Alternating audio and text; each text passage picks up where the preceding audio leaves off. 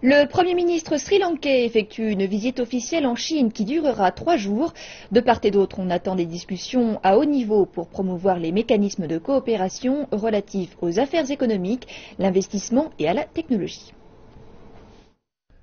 C'est la première fois que le Premier ministre sri-lankais se rend en Chine à titre officiel à la suite de la prise de fonction l'an dernier du nouveau gouvernement de ce pays du sous-continent indien. 7 accords seront signés durant cette visite. Ils concernent aussi bien les domaines des sciences, du développement touristique, des services financiers que la gestion des ressources en eau. Par ailleurs, des représentants sri-lankais du monde des affaires se réuniront avec des entrepreneurs chinois de premier plan, l'objectif étant d'obtenir des investissements chinois.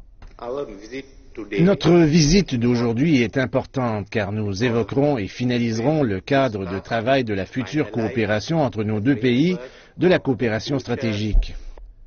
La volonté du Premier ministre sri-lankais est de profiter de cette visite pour établir des relations économiques et d'investissement à long terme avec la Chine. Un souhait formulé en dépit d'un accroc survenu l'an dernier lorsque le gouvernement sri-lankais avait exigé la révision du projet de la ville portuaire de Colombo, un projet qui prévoit des investissements de la partie chinoise. Validé par le gouvernement précédent pour un montant d'1,4 milliard de dollars, ce projet devrait permettre le développement de l'économie locale en créant plus de 80 000 emplois. Malgré la renaissance récente du programme, sa suspension d'une durée d'1 an a provoqué la perte de plus de 120 millions de dollars pour la Chine. Malgré tout, cet incident ne semble pas avoir entamé la coopération bilatérale. Le ministère chinois des Affaires étrangères a fait savoir que les deux parties estimaient que leurs liens économiques sont toujours très prometteurs. D'ailleurs, des pourparlers ont eu lieu dans le but d'implanter une zone économique spéciale dans l'extrême sud du Sri Lanka.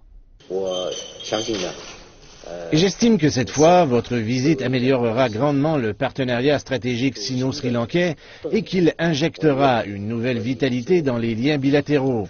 J'aimerais évoquer avec vous les préoccupations communes. Auparavant, le Premier ministre avait déclaré qu'avec l'initiative Une ceinture et une route, le Sri Lanka souhaitait regagner son statut de centre économique de la région de l'océan Indien. D'après les experts, cette précision ouvre la voie à des relations politiques et économiques plus fortes entre les deux pays, et cela en dépit de divers différends.